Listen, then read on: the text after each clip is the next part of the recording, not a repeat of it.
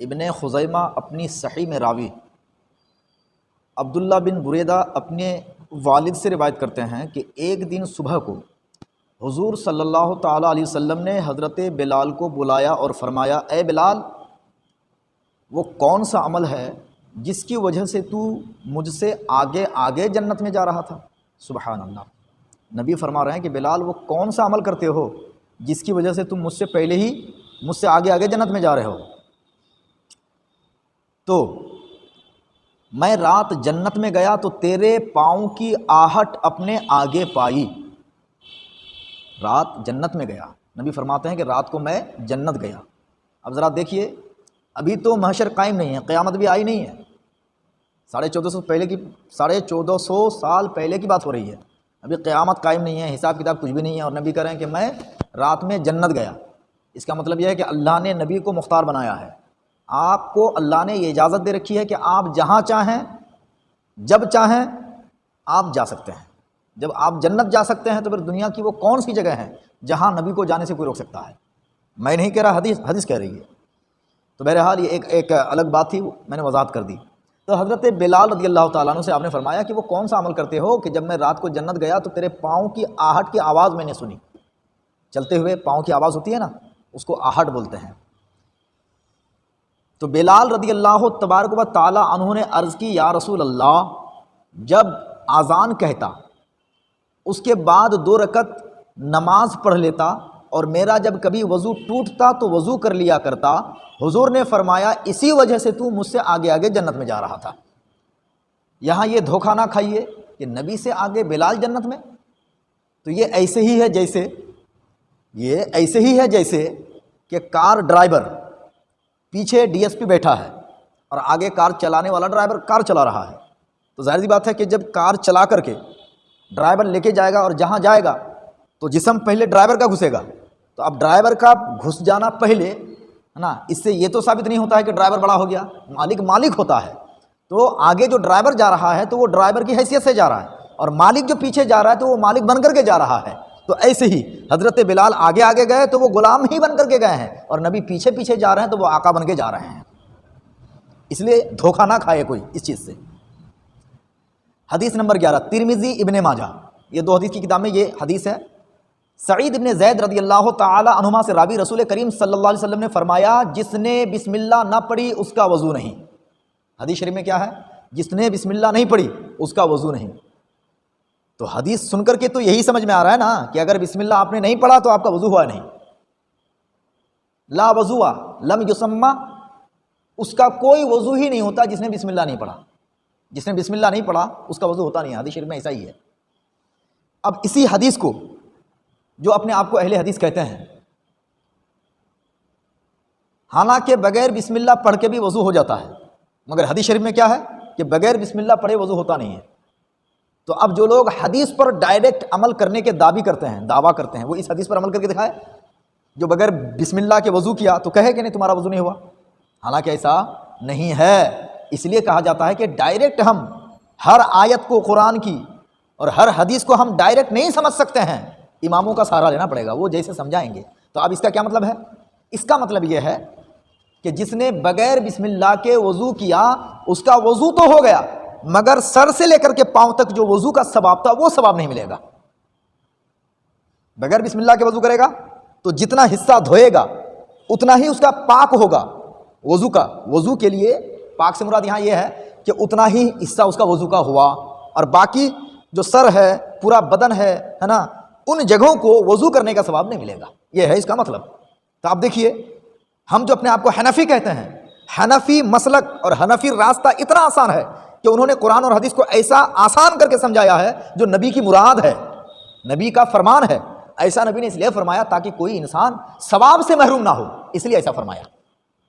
مگر اس کا یہ مطلب نہیں ہے، نبی کی یہ مراد نہیں ہے کہ بسم اللہ چھوڑ دے تو اس کا وضو ہی نہیں ہوگا، ایسا نہیں ہے۔ اگر یہی بات ہوتی تو اگر کوئی انسان، کوئی مسلمان بھول کر کے بسم اللہ چھوڑ دے اور جانور ذبح کر دے تو حرام ہو جانا چاہیے، حالانکہ حرام نہیں ہوگا، حلال ہوگا۔ کیوں؟ اس لیے کہ ہر مومن کے دل میں بسم اللہ رہتا ہے، مگر حدیث شریف میں ہے کہ نہیں وہ مردار ہو جائے گا۔ لیکن دوسری جگہ یہ بھی ہے کہ ہر مومن کے دل میں بسم اللہ رہتا ہے، جو مومن ہوتا ہے بسم اللہ رہتا ہی ہے، لہٰذا اگر بھول سے وہ پڑھنا بھول گیا ہے تو جانور حلال ہوگا، حرام نہیں ہوگا۔ ایسے ہی یہاں پر بہرحال اب آپ بیٹھے تو کتنی باتیں آپ کو جانکاری ہو رہی ہیں اور بالکل صحیح پرفیکٹ آپ کو معلومات حاصل ہو رہی ہیں۔ حدیث نمبر 12 دارقطنی اور بہقی اپنی سنن میں عبداللہ ابن مسعود رضی اللہ تعالیٰ عنہ سے روایت کرتے ہیں، حضور نے ارشاد فرمایا کہ جس نے بسم اللہ کہہ کر وضو کیا سر سے پاؤں تک اس کا سارا بدن پاک ہو گیا، اور جس نے بغیر بسم اللہ وضو کیا اس کا اتنا ہی بدن پاک ہوگا جتنے پر پانی گزرا۔ اب حدیث سے آپ کیا سمجھے کہ اس کا سارا بدن پاک ہو گیا، اس کا مطلب یہ ہے کہ اگر بسم اللہ نہ پڑے گا تو سارا بدن پاک نہیں ہوگا، یہ تو اس کا مطلب سمجھ میں آ رہا ہے۔ حالانکہ یہاں جو لفظ پاک، یہ جو لفظ پاک یہاں پہ ہے تو پاک کا معنی ثواب ہے۔ کیا ہے لفظ پاک کا معنی؟ کیا ہے؟ ثواب ہے۔ اب کوئی ظاہری حدیث کو، جو ظاہر میں جو حدیث دکھ رہی ہے، اگر وہی معنی آپ مراد لے لیجئے تب تو آپ ناپاک ہے، کیونکہ لفظ پاک آ رہا ہے اور بسم اللہ آپ نے نہیں پڑھا ہے تو پورا بدن پاک نہیں ہوا، تو جب پاک نہیں ہوا تو اس کا مطلب کیا ہوا؟ ناپاک ہوئے، آپ ناپاک ہی رہے۔ لہٰذا ڈائریکٹ حدیث کو سمجھنے کی کوشش مت کیجئے۔ وہ 2-4 حدیث رٹ لیتے ہیں نا، 2-4 حدیثیں رٹ لیا، رٹنے کے بعد بس قال قال رسول اللہ، قال قال رسول اللہ، یہ 2-4 حدیثیں رٹ کر کے لوگوں کو گمراہ کرتے ہیں۔ حدیث کا مطلب سمجھنے کے لیے ہم کو اماموں کا غلام بننا پڑے گا، ان کی غلامی کے بغیر، جیسے قرآن سمجھنے کے لیے نبی پاک کی حدیث کی ضرورت ہے، اور حدیث کو سمجھنے کے لیے ان کے غلاموں کی غلامی ضروری ہے، یہ ہمیشہ یاد رکھیے گا۔ حدیث نمبر 13 امام بخاری اور امام مسلم نے روایت کی، حضرت ابو ہریرہ راوی کہ رسول کریم صلی اللہ علیہ وسلم فرماتے ہیں کہ جب کوئی خواب سے بیدار ہو، کوئی جب نیند سے بیدار ہو، جاگ جائے، سویا تھا جاگ گیا، تو کیا کرے؟ تو کہتے ہیں کہ وضو کرے اور 3 بار ناک صاف کرے، کیونکہ شیطان اس کے ناک کے اندر رات گزارتا ہے، شیطان ناک کے اندر رات گزارتا ہے، اس لیے ہے نا یہاں رات سے مراد چونکہ سونے کے لیے اللہ نے رات بنائی ہے۔ کیا دیکھیے حدیث میں بولا نا، حدیث میں کیا ہے کہ شیطان اس کے نتھنے پر رات گزارتا ہے، تو یہاں لفظ رات آ گیا، تو اس کا مطلب کہ کوئی اگر دن میں سوئے گا تو دن میں شیطان نہیں آئے گا؟ نہیں، دن میں بھی آئے گا، تو یہاں تو دن کا لفظ ہے نہیں، تو کہتے ہیں یہی تو ہے حدیث کو سمجھنے کے لیے عقل کی ضرورت ہے، جب تک ائمہ نہیں سمجھائیں گے آپ حدیث نہیں سمجھ سکتے ہیں۔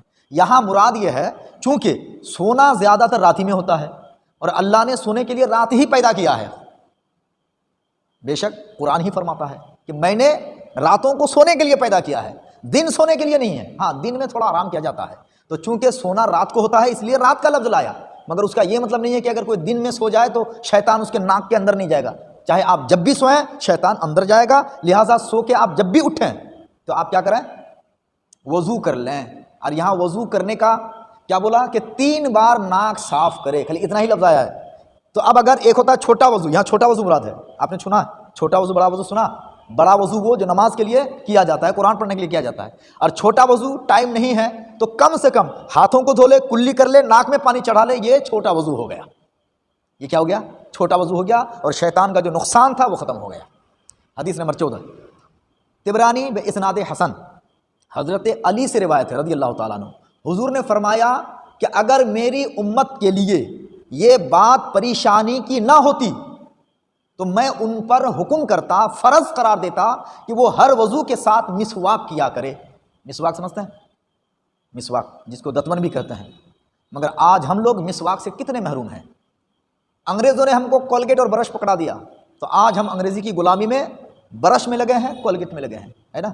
یہ جو ہم کو سنتوں سے دور کر دیا، یہ جو پلاننگ کے تحت، سازش کے تحت اسلام سے دور کرنے کے لیے، نبی کی سنتوں سے دور کرنے کے لیے، نبی کے راستے سے دور کرنے کے لیے، صحابہ کے راستے سے دور کرنے کے لیے انگریزوں نے جو چال چلی، غیروں نے جو ہم کو بھڑکایا، ہمارے بچوں کو، نوجوانوں کو، بھائیوں کو، بوڑھوں کو، یہاں تک کہ بہت سارے ہمارے مولانا حضرات کو بھی ہٹا دیا، کھسکا دیا، نبی کی سنت سے ہٹ کر کے انگریز کی سنت پر عمل کر رہے ہیں۔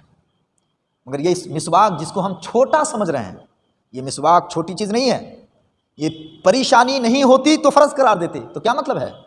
کوئی بڑی بات ہے جس کو نبی فرض قرار دینا چاہ رہے تھے، یہ کوئی چھوٹی بات نہیں ہے، کوئی بڑی بات ہے، ہم کو بچانے کے لیے فرض نہیں کیا ورنہ مصیبت میں پھنس جاتے ہم، تو نبی نے فرض نہیں کیا، ہم بچ گئے، لیکن جو فائدہ تھا اگر ہم مسواک پر عمل نہیں کرتے ہیں تو اس فائدے سے ہم محروم ہو جائیں گے۔ حدیث شریف حدیث نمبر 15 اسی طبرانی کی ایک روایت ہے کہ نبی پاک صلی اللہ علیہ وسلم کسی نماز کے لیے تشریف نہ لے جاتے جب تک مسواک نہ فرما لیتے۔ یہاں تک کہ جب حضور علیہ السلام کا انتقال ہوا دنیا سے، جب آپ تشریف لے گئے تو آپ کو پتا ہے کہ آپ کی روح نکلنے سے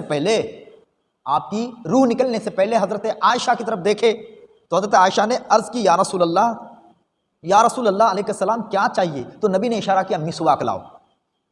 انتقال سے پہلے آپ نے مسواک کیا، تو چونکہ زبان لڑکھڑا رہی تھی، وقت نزا ہے، تو حضرت عائشہ نے اپنے دانتوں سے مسواک کو کاٹ کے چبا کے نرم کر کے حضور کو دیا، اور حضور نے پھر مسواک کیا، پھر جا کر کے آپ کی روح آپ کے پاک جسم سے نکلی۔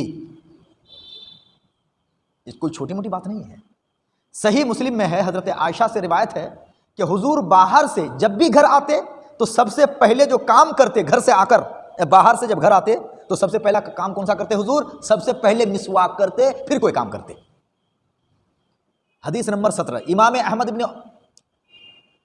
حضرت امام احمد ابن عمر رضی اللہ تعالیٰ عنہما سے راوی رسول اللہ صلی اللہ علیہ وسلم نے فرمایا کہ مسواک کا التزام رکھو کہ وہ سبب ہے منہ کی صفائی اور رب تبارک و تعالیٰ کی رضا کا۔ حضور فرماتے ہیں کہ ضرور مسواک کیا کرو، کیونکہ مسواک کرنے سے صرف منہ صاف نہیں ہوتا ہے بلکہ اللہ تعالیٰ بھی تم سے راضی ہوتا ہے۔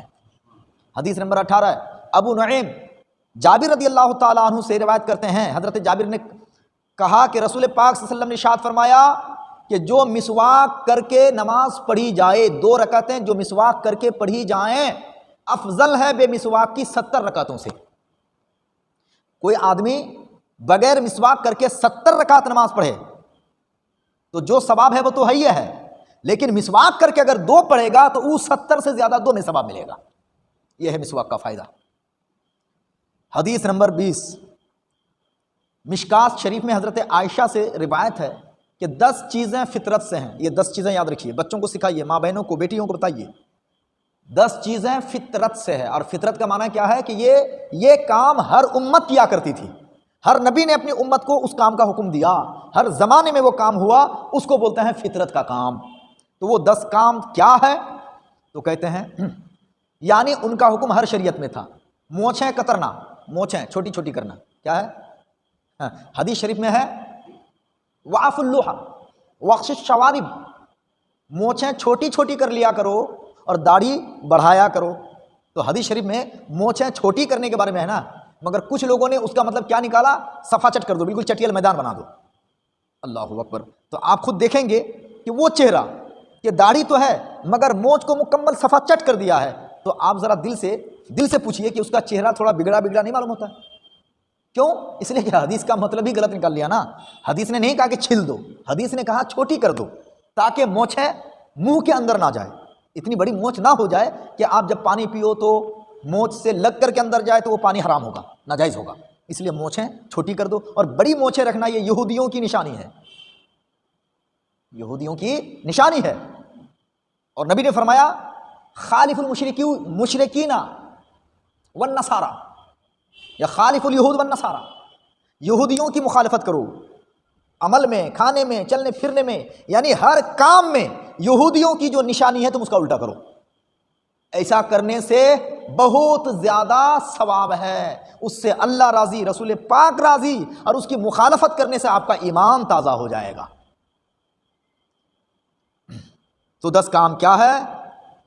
مونچھیں کاٹنا، کتروانا، داڑھی بڑھانا، مسواک کرنا، ناک میں پانی ڈالنا، ناخن کاٹنا، ناخن تو ناخن تراشنا، انگلیوں کی چینٹیں دھونا، بغل کے بال دور کرنا، اس کے بعد منہ میں زیر ناف نیچے کے بال کاٹنا، استنجا کرنا، کلی کرنا۔ یہ 10 کام فطرت سے ہے، اور یہ 10 کام ایسے ہے کہ میں ایک پر اگر گفتگو کروں تو 10 گھنٹے چاہیے۔ کتنا؟ 10 گھنٹے خالی ایک لفظ پر اگر میں گفتگو کروں، ٹھیک ہے، الحمدللہ۔ مگر بس آپ یاد رکھیں کہ یہ 10 کام آپ کریں اور بچوں کو کرائیں، بچوں کو سکھائیں، سب کو بتائیں۔ دیکھیے اس کا حکم کیا ہے کہ کم سے کم یعنی ہر ہفتہ یہ چاہیے، یہ کام جو گنایا گیا ہر ہفتہ کرنا چاہیے، نہیں تو 15 دن میں، نہیں تو 21 دن میں، نہیں تو 31 دن میں، اور نہیں تو لاسٹ 40 دن میں کر لینا ہے۔ 40 دن میں کرنا واجب ہے، اور آپ جتنا گھنا کیجئے گا صحت سے، آپ کو بیماری سے صحت ملے گی، اور اس سے اللہ کی طرف سے جو قوت مردانگی ہوتی ہے اس میں اضافہ ہوتا ہے ان کاموں میں۔ لہٰذا آپ یہ کام ضرور کریں۔ آخری حدیث نمبر 21، حضرت علی رضی اللہ تعالیٰ عنہ سے روایت ہے، حضور نے فرمایا کہ بندہ جب مسواک کر لیتا ہے، توجہ سے سنیے، بندہ جب مسواک کر لیتا ہے پھر نماز کے لیے کھڑا ہوتا ہے تو فرشتہ اس کے پیچھے کھڑا ہو کر قرأت سنتا ہے، پھر اس سے قریب ہوتا ہے یہاں تک کہ اپنا منہ اس کے منہ پر رکھ دیتا ہے۔ سبحان اللہ، سبحان اللہ۔ یعنی مسواک کر کے جب بندہ نماز کے لیے کھڑا ہوتا ہے اور بندہ جب قرأت کرتا ہے، اب قرأت چاہے آہستہ ہو چاہے قرأت زور سے ہو، یہاں حدیث میں ایسا نہیں ہے کہ زور سے کیا آہستہ، لہٰذا یہ حدیث مطلق ہے، مطلب چاہے آپ آہستہ کریں چاہے زور سے کریں، فرشتے سنتے ہیں۔ تو مسواک کرنے کے بعد جب انسان نماز کے لیے کھڑا ہوتا ہے تو فرشتے قرأت سنتے ہیں، اور جب قرأت کرتا ہے بندہ تو فرشتہ منہ اس